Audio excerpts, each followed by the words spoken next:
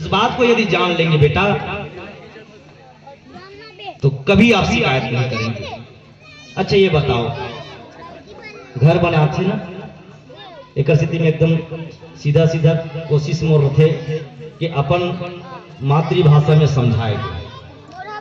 घर बनाथन छड़ लगते राड और कहते तिजोरी में डाल के रखथन, तिजोरी में डाल के रखथन।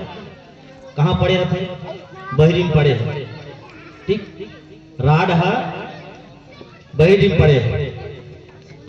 अच्छा ऐसने गढ़न के सोना चांदी घरों किसने बहरी में फेंक के रख दे रखा है? हीरा सोना चांदी बहरी में फेंक के रखेगा। कहाँ रखते? बड़े जान घर के भीतर में कुरिया, वो भीतरी कुरी, अंदर के भीतरी है ना, अंदर के भीतरी। और वो अंदर के भीतरी में एक तो अलमारी, अलमारी के भीतरी में तिजोरी, तिजोरी, तिजोरी के भीतरी में डब्बा। ऐसे तिजोरी में घड़ा नहीं फेंकते। और डब्बा के भीतरी में डब्बा, वो जेल में वो रखे दिखते कि नहीं? काबर ये कीमती है, कीमती है, ठीक। बेटी मन बहुत कीमती होती है, ये बात समझो आप। बेटी कीमती है। एक बेटी 10 बेटा के बराबर है। एक बेटी कब? जब आचरण से अच्छा हो गए तब। लेकिन एक बेटी जब बदनाम करते तो जितना 10 बेटा बदनाम नहीं कर सके, ज्यादा बदनाम कर देते। इसलिए आप लोग सोना हो हीरा हो, इसलिए आप लोगों को मर्यादा में रखना पड़ता है। और ये लोग फौलाद है ना। क्या है? फौलाद, लोहा। और लोहा में थोड़ा बहुत जंग भी लगते चलते है नहीं।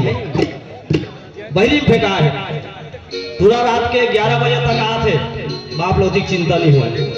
अब बेटी यदि गए 8 बजे तक नहीं है, तब ये मैं बोला तुम व्यवहारिक बात, चिंता होते कि नहीं हो कि मोर लड़का कैसे नहीं आए। हर माँ बाप परेशान होते। तो आप कभी ये भेद बनी रहनी चाहिए, बने रहे भेद समाज में कि बेटी और बेटा में, ठीक है। तो आप मर्यादा में रहेंगे, माँ बाप की शान झुकने नहीं देंगे। एक बहुत बड़ी बात मैं निवेदन कर रहा हूँ। एक बार हमारे डॉक्टर राजेंद्र प्रसाद जी, कौन थे ये? देश के प्रथम राष्ट्रपति हुए डॉक्टर राजेंद्र प्रसाद। इसकी ऊंचाई लगभग 5 फीट 2 इंच, 5 फीट 2 इंच। अब उस समय वहां का प्रधानमंत्री था पाकिस्तान का मोहम्मद जिन्ना। ये आदमी लंबा चौड़ा लगभग 7 फीट का। और प्रवास में जाना था किनको? राष्ट्रपति को।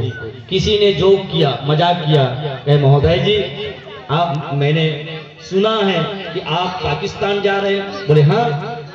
अच्छा, तो जब आप जिन्ना से मुलाकात करेंगे और एक दूसरे से बात करेंगे तो आपको बात करने में दिक्कत नहीं होगी? बोले क्यों?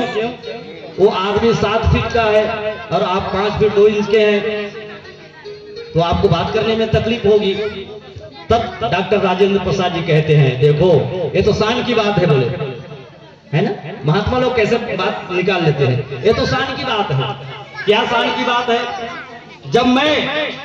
जब जिन्ना मुझसे बात करेगा, ठीक है, जिन्ना मुझसे बात करेगा तो कैसे बात करेगा? सर झुका के बात करेगा। और मैं जिन्ना से जब बात करूंगा तो सर, हाँ, इसलिए दुनिया में जीना है तो सर न मुंह छुपा के जियो। मुंह छुपा कौन जी थे? एक तो जो गलती कर रहे थे दगाबाज आदमी।